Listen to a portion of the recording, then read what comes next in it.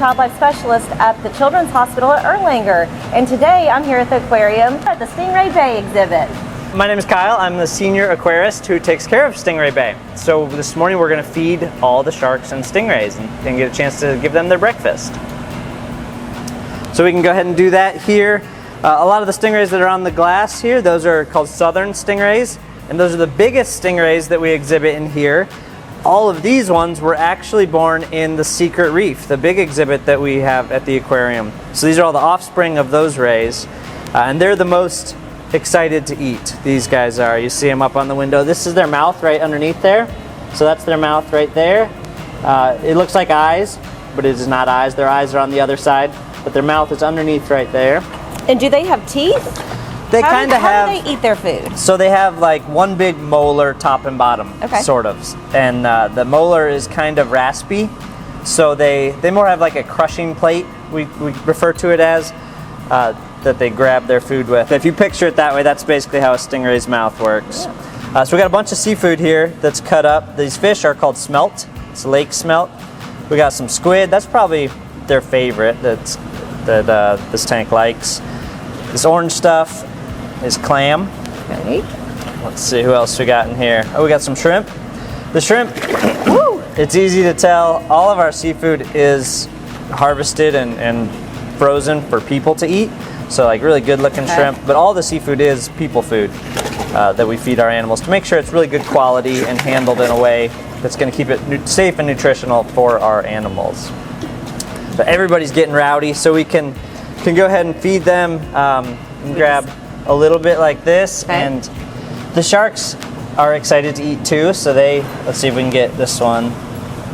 So they can be a little grabby, but then with the rays, you can put it down like that, and they'll work it into their mouth there. They're chewing it up.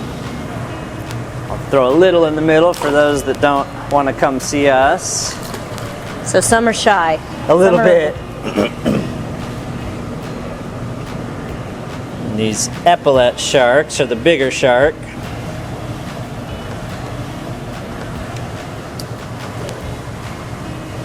And what are the big spots? Those are their eye spots, so that's how they get their name. So epaulets, like the spots on a uniform, or the shoulders of a uniform.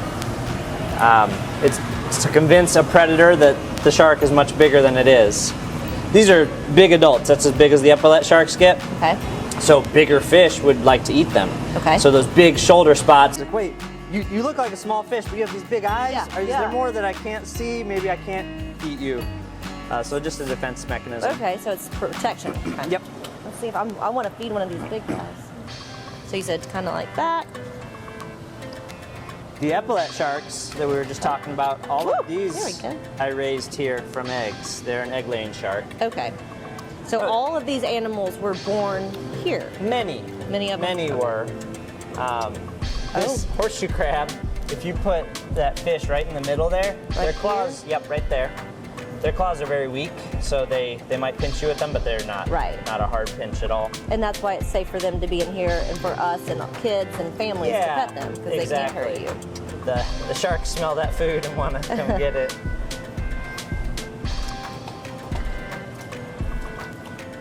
So do these guys like to be touched? So right now, they're being very social just because we have the food. But some, like this bat ray right here, he's social all the time. The bat ray, he genuinely seems to like human interaction without getting too Just that one bat ray or all the bat rays? That's the only one we have. Okay. But in general, they have that kind of personality that they associate us with food like they are now. Yep. But then throughout the day, they know there's no food and they still choose to come over. Okay. This exhibit, having the big open areas, those animals that are less social choose to go to the areas where people don't touch them. But some really do seem to enjoy it, like him in particular. Here, sharks. And this is also you're supposed to use 2 fingers. Exactly. So the 2-finger touch is good for this exhibit. So you can just touch the animals like this very gently. 3 fingers is more like a grab. 1 finger is more like a poke. Right. So that's the idea behind 2 fingers. So it helps them to feel safe and us to stay safe? Exactly. So by doing the 2-finger touch, we give the stingrays the option to be over here and be social with us, but also they can leave and go to the more open areas of the tank. Right. The coral cat sharks are the little sharks. Okay. They're also an egg-laying shark, and most of them were born here as well, but then the adults, they came from the New England Aquarium, and then I collected a bunch of their eggs and raised them here. Are any of them rescues? Hello. They, oh my gosh. They aren't. A lot of these, actually both species that we've talked about so far of sharks, they are a shark you can keep, like at home. Okay. But none of these are like from hobbyists or anything. What kind of routine or feeding schedule do they have? So we do this amount of seafood 3 days a week.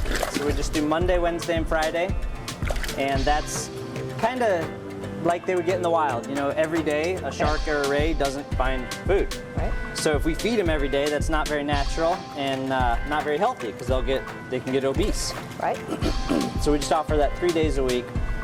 This shark here, the big one, is a horn shark.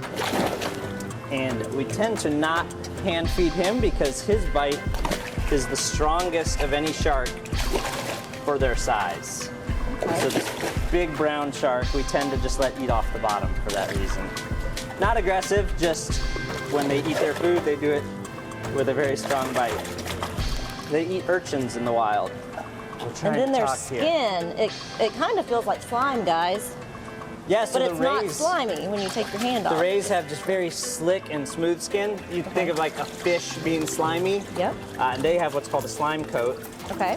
that protects them from the environment, from parasites, from wounds. The stingrays, they do have a slime coat, but mostly what we're feeling is just how slick their skin is. Yes, slick. So they don't have Very scales like most fish do. But the sharks, they have those dermal denticles, that kind of sandpaper feeling skin. So even these little sharks have the same dermal denticles like the big sharks do. Okay. And then their tails, they don't sting, right? These are safe, and so. So all stingrays have we call it a barb, and that's like the stinger that's on their tail. It's their last line of defense. It's not a weapon, it's purely to defend themselves. But these rays, we do trim those barbs every 3 months. Okay. The barb is made of keratin, like our fingernails are, and so when we trim it off, it's just like getting your nails cut. Okay, so it doesn't hurt, kind of like getting your hair cut. Exactly. Or your nails trimmed, like you said. So you'll see it on their tails, but you'll see they're not sharp. So if we can, I don't know, they're being so crazy, I don't know if we'll be able to see them. They're excited. They're ready for some visitors. So there's a lot of different animals up here. Do they all get along? Yeah, this exhibit is not a place. You know, most of our exhibits are representative of a place in the wild. This Stingray Bay is unique. It has animals from all over the world. So the southern stingrays are from the Atlantic Ocean. That fiddler ray, she is from Australia. So stuff from all over the world, picking stingrays that they don't mind or they even seem to enjoy socializing with us. That's great. And then also a less aggressive species like these sharks that are very kind of quiet and laid back.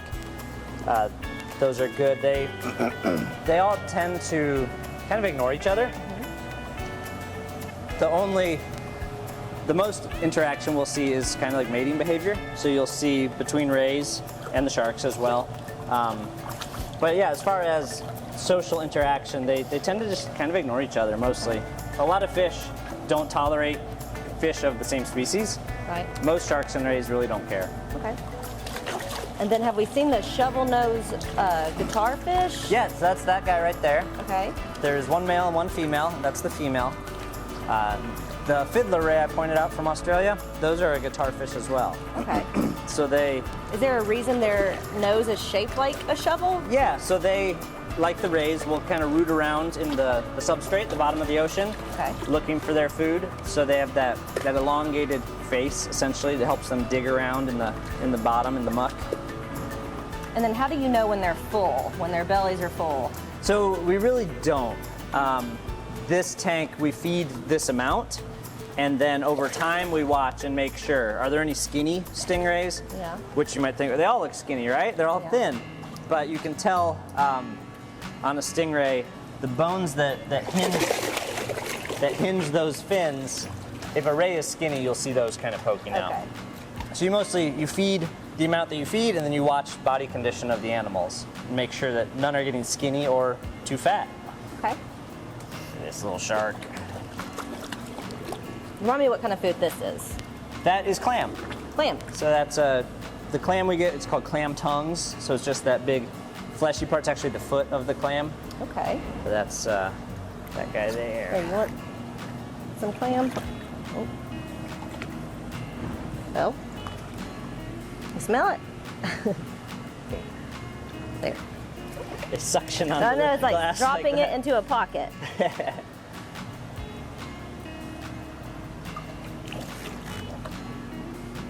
Now, are these their eyes? Yeah, underneath those Their face? are. Oh, it looks like a face. It looks like a face. Basically, where water will go in and give them basically the smell signal. Okay. Just right above the mouth there. Okay. So from underneath, it looks like their little eyes. It looks like their But yeah, eyes. their eyes are on this side, so we can see. So when they're sitting on the bottom, their eyes are above the sand. Oh. So they can bury in the sand and have their And still eyes poking out. Still see. And next to the mouth, we were able to see the gills there. Almost got me there.